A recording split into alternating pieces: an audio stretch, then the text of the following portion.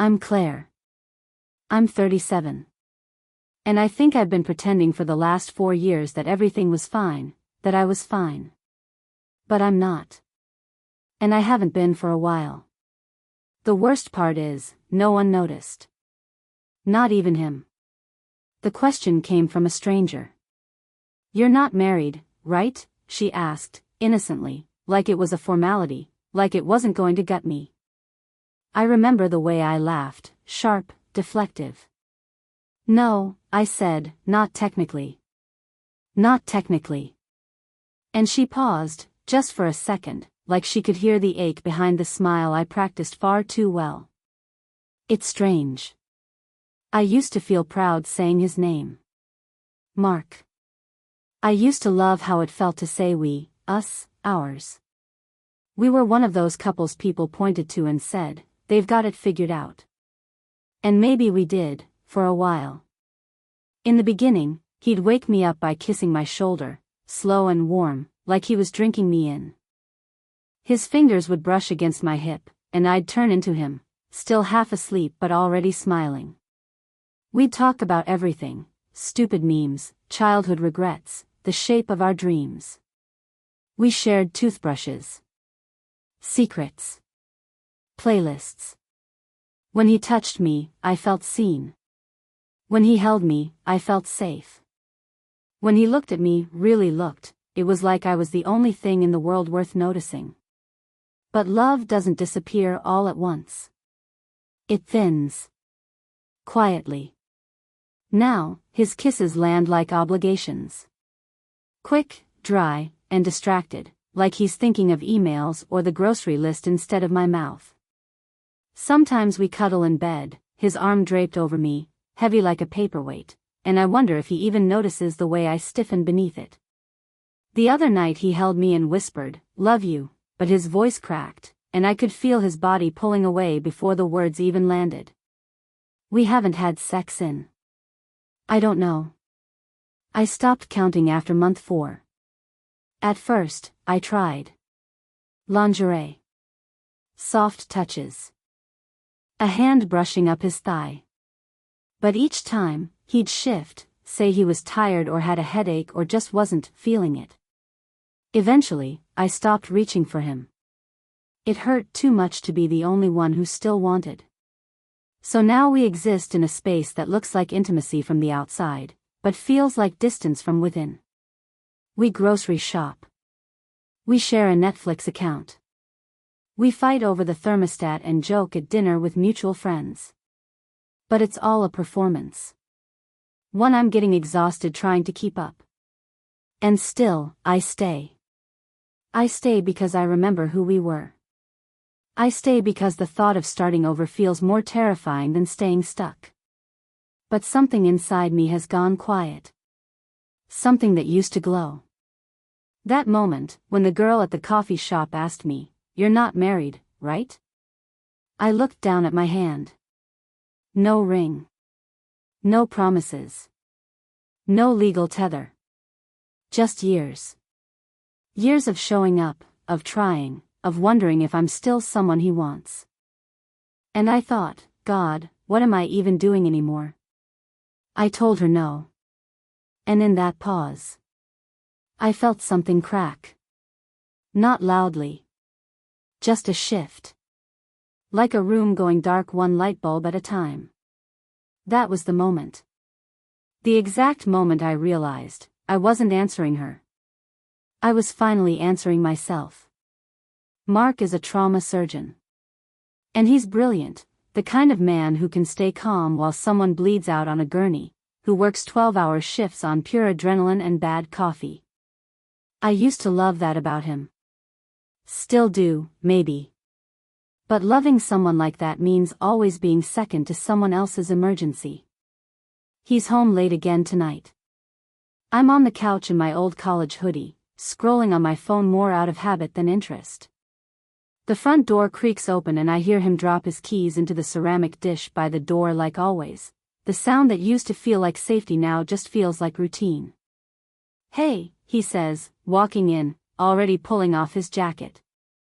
"Sorry, crazy day." I nod.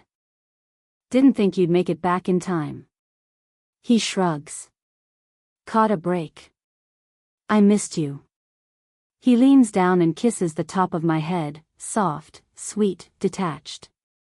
I can still smell the hospital on his skin, antiseptic and something metallic, like blood that's been scrubbed clean. Then he slides onto the couch beside me and pulls me into his lap without asking. His hands go straight to my thighs, his lips searching for mine. But the TV is still on. My body's tense. I'm not there with him. I shift slightly, not to push him away, but just to breathe. He pauses. What's wrong? I try to smile. Nothing. I'm just not in the mood right now. He sighs and leans back like I've slapped him. You've been off lately, he says. Every time I try to get close, I am close, I cut in, a little sharper than I mean to. Just not like that right now. He rubs his face with one hand. I don't know what you want from me, Claire. I work insane hours. I come home exhausted and all I want is to feel you. And it's like I can't even do that right. My chest tightens. You want to feel me? I whisper. I'd love for you to actually see me. That stings him. I see it. But he doesn't speak. And that's the heart of it. He thinks the physical closeness fixes it, the kisses, the sex we barely have anymore, the shoulder rubs he gives without looking up from his phone. But I don't want hands. I want heart. I want presence. I want him to ask how I'm doing and wait for the answer. To notice that I've been quiet. That I stopped playing my favorite music. That I've started sleeping with my back to him. Instead, he makes me tea and leaves it on the counter. He rubs my feet without asking. He slides his hand under my shirt and thinks that's connection. And I love that he tries. God, I do. But he's touching the parts of me that feel least reachable right now. Last week, I told him I was feeling numb. That I didn't know if I was just tired, or sad, or disappearing. He kissed me, then tried to unbutton my jeans. That's when I realized he didn't hear me. So tonight, I get up from the couch and walk to the kitchen. I stare at the cold cup of tea he made me earlier, untouched. He follows me, quiet. I'm not rejecting you, I say finally, my voice shaky. I'm just asking for something you don't even realize I need. Then tell me, he pleads. Spell it out. I'm not a mind reader. I shake my head, tired. That's the thing, Mark. I don't want to be decoded. I want to be felt. Like, really felt. Not just touched. His face hardens just slightly. Defensive. Confused. And I get it. He saves lives. Every single day. But he doesn't know how to sit still with someone else's slow sadness. Especially when that someone is me. We stand in silence, 2 feet apart. And I realize something, there are 100 ways to hold someone. But if you're not holding their heart, the body just becomes a shell. That's when I knew, something had changed. Maybe not just in him. Maybe in me too. It was a Sunday. One of those quiet, cloudy afternoons that always used to be ours. No plans, no pressure. Just coffee, blankets, and the kind of closeness that didn't need to be earned. But not anymore. We were folding laundry. I was pairing socks, a task I hate, and he was tossing t-shirts into drawers like it didn't matter that half of them were inside out. Mark was humming to himself. Something old. Maybe The Killers. He always hums when he's trying to keep things light. That used to charm me. Now, it just made me suspicious, like he was trying to pretend we were okay before I had a chance to bring up that we weren't. Out of nowhere, he came up behind me, wrapped his arms around my waist, and kissed the side of my neck. God, you smell good, he murmured. I stiffened. Just slightly. Not enough for him to notice, or maybe just enough. His hands slid lower, and he gave me a playful slap on the butt. You keep wearing these old joggers and I'm gonna have to cancel our dinner plans. I laughed, but it came out wrong. Sharp. Forced. He turned me around and kissed me, slow, mouth slightly open, pulling me toward him like he meant it. But all I could think about was how my mouth felt, dry, still, foreign. I kissed him back, barely. Inside, I was screaming, feel something, Claire. Just feel something. He pulled away, smiling, and tucked a strand of hair behind my ear. I miss you, he said softly. My stomach twisted. Because I miss me, too. I took a step back, pretending I needed to grab a hanger. Let's just get through this laundry first, I said, too quickly. Then maybe we can go for a walk or something. He looked confused for a second. Hurt. But he nodded, stepping away. The rest of the afternoon passed in silence. Clothes folded. Dinner reheated. We sat side by side on the couch like people waiting for a bus, close, but not connected. That night in bed, I lay awake, watching the fan blades circle. He reached for me under the covers, his hand finding my hip. I didn't move. I didn't push him away either. He kissed my shoulder, gently. Sweetly. His breath warm. And all I could think, loud, intrusive, suffocating, was, why does everything have to turn into sex? It was during dinner at a new Italian place he'd insisted we try. One of those sleek, dimly lit restaurants where the wine list is longer than the menu, and the chairs are just a little too low to feel casual. Mark had made a reservation, even called ahead to make sure they had my favorite Pinot. He wore a blazer, which he never does, and complimented my dress the moment I stepped out of the bedroom. You look amazing, he'd said, genuine, smiling. Like, stunning. I smiled back, tight-lipped. I was trying. I really was. I'd even done my makeup for the first time in weeks. But something about the whole night felt curated, like we were role-playing a version of us that no longer existed. Over appetizers, he told a story about the ER, something about a guy who accidentally stapled his own hand to a wall. I laughed, mostly out of muscle memory. Then, in the middle of the main course, seafood risotto for me, steak for him, he reached across the table and took my hand. Hey, he said gently, are we okay? And that was it. The question was simple. Kind, even.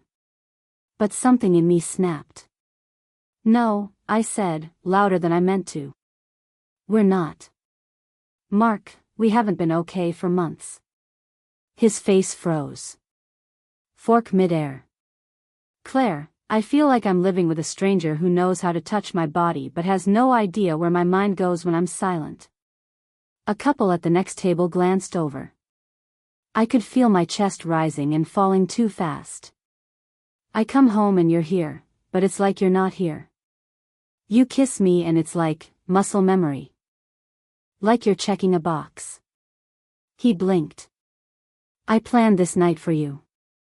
I didn't want dinner, I said, voice trembling now. I wanted a conversation. I wanted to not feel like I have to get dressed up for you to look at me like I matter. He dropped his gaze. His jaw clenched. And then I said it.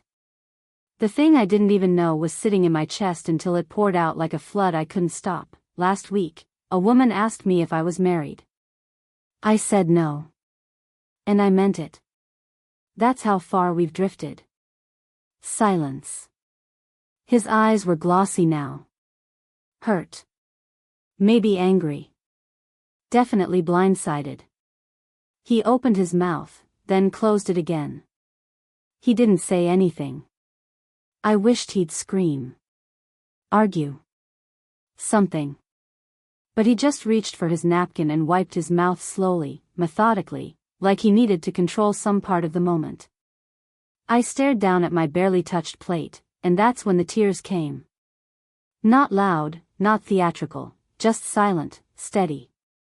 Embarrassing. People were watching now. I could feel their pity like heat against my skin. "I'm sorry," I whispered. "I didn't mean to ruin tonight." He still didn't speak. In the car ride home, I pressed my forehead to the window, trying to make the cool glass soothe the fire behind my eyes. I hated myself in that moment. For ruining a night he tried to make special. For saying the thing about the stranger at the coffee shop. For finally telling the truth, and immediately regretting the shape of it. Why couldn't I just smile and play along? Why did I have to detonate everything the second it got tender? I wanted connection so badly. And yet I recoiled every time it got close enough to burn. I sat in that passenger seat, crying silently, and thought, I want to be held. I just don't know how to stop flinching anymore. The days that followed blurred together, not in a romantic haze, but in a heavy, quiet fog. There was no big fight after that night at the restaurant. No dramatic breakup. Just distance. The kind that sneaks into your home and rearranges everything, the sound of your mornings, the rhythm of your footsteps, the way dinner feels lonelier even when someone's sitting across from you. Mark stopped reaching for me. No more casual kisses on my shoulder in the kitchen. No gentle teasing when I left the bathroom light on. We still talked, about groceries, bills, the dog's weird rash. But we didn't speak. Not really. Not in the way that matters. One morning I passed him in the hallway and said, "Morning," too softly. He said it back. No smile. No touch. Just a hollow echo. I watched him more than I admitted. Watched how he sat in his office longer than necessary.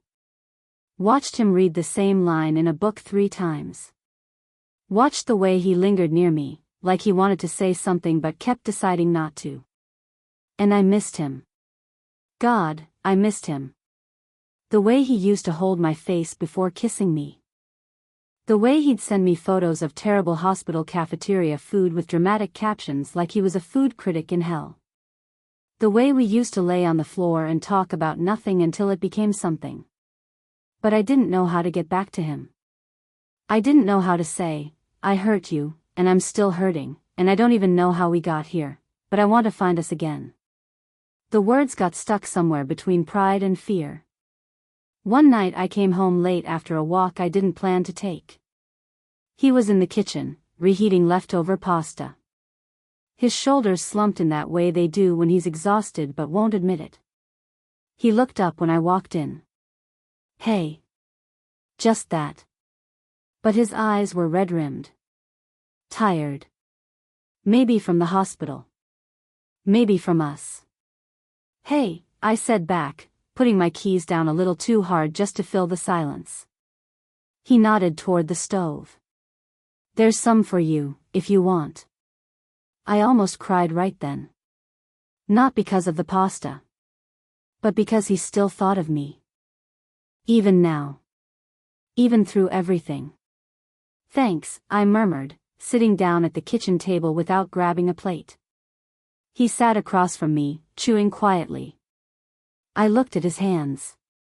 Those hands that once ran across my body like I was a map he loved getting lost in. Now they just sat there, still, unsure of where to land. I wanted to reach for him. I really did. But all I managed was a whisper, "Are you okay?" He looked up, startled, like he didn't expect me to ask. "I don't know," he said honestly. "Are you?" And in that moment, we were both just people, bruised, tangled, trying. Not enemies. Not strangers. Just 2 people sitting in a kitchen surrounded by the mess of a love neither of us had meant to lose. That night, I lay in bed beside him, both of us on our own halves of the mattress, neither sleeping. I stared at the ceiling and thought, we could fix this. Maybe. If we were brave. If we were honest. If we could stop performing and start bleeding truth. But then another thought crept in, or maybe we've gone too far. And I realized, with a twist in my chest, that I had to decide soon, do I try again, or finally walk away? The decision didn't come with fireworks or clarity. It came in a quiet moment 2 weeks later, while folding laundry again, like life had looped back to test me. He was sitting on the edge of the bed, rolling socks like he was trying not to take up too much space. I had just set down a clean towel when he finally said it, "Claire. I don't know how to reach you anymore." His voice was low, stripped bare. He wasn't accusing. He wasn't blaming. Just stating what had become quietly, heartbreakingly true. I sat on the floor across from him, knees pulled to my chest. "I don't know if I want to be reached," I said. "Or if I just wanted you to try harder so I could prove to myself that you still cared." He looked at me, really looked, for the first time in weeks. His eyes were soft, sad. "I do care. I always did." "I know," I whispered. "But it's not enough anymore." We didn't speak for a long time after that. Just sat in the same room, breathing the same stale air. Two people still tethered by history, but no longer by future. Later that night, I found him on the couch, asleep in his scrubs, one arm flung over his eyes like he couldn't bear to see any more of this. A half-empty glass of water on the table. The blanket I'd left out folded neatly beside him, untouched. I stood there for a long time, watching him. Not as a lover, not even as a partner, but as a person I once knew by heart. I walked over and knelt down beside him. He stirred, groggy. "Hey," I kissed his forehead. Soft. Slow. The kind of kiss you give someone when you're letting go, not holding on. "I'm gonna stay at my sister's for a bit," I whispered. "Just to think." He nodded, barely awake, but I felt his hand brush mine, not to stop me. Just to acknowledge what I said. I left the apartment just before sunrise. The city still asleep. The streets quiet. The air heavy with the weight of almost love. And as I walked down the stairs, I didn't feel angry. Or relieved. Just hollow. Like I'd shed a skin I didn't even know I'd been wearing. We weren't enemies. We weren't strangers. But we weren't us anymore, either. And sometimes, the most loving thing you can do for someone is admit when the love has changed. Bittersweet. Quiet. Honest. Just like it ended. You know, when she asked me, "You're not married, right?" I thought the hardest part was saying no. But it wasn't. The hardest part was realizing that even if I'd said yes, it would have been a lie. Because we had the shared bed, the inside jokes, the emergency contacts, the dinner routines. But not the thing that matters. Not the knowing. Not the seeing. What I've learned, slowly, painfully, is that intimacy isn't about being touched. It's about being felt. Fully. Quietly. Bravely. Desire fades when it has nowhere safe to land. And when you keep reaching for someone who isn't really there, who maybe wants to be, but doesn't know how, you start confusing crumbs for love. Silence for peace. Sex for connection. I kept asking for emotional closeness while flinching every time it got too near. He kept offering touch without tenderness, presence without depth. And neither of us knew how to say, "This isn't enough, but I still want us to try." But here's the truth that haunted me most: you can love someone deeply and still not be what they need. You can want to stay, and still know you have to go. Whether he's still waiting for me, I don't know. And maybe it doesn't matter. Because for the first time, I stopped trying to be wanted, and started wondering what I want. And that's where real intimacy begins. With yourself. With truth. With the terrifying freedom of choosing not just love, but honest love. Even if it means walking away from almost.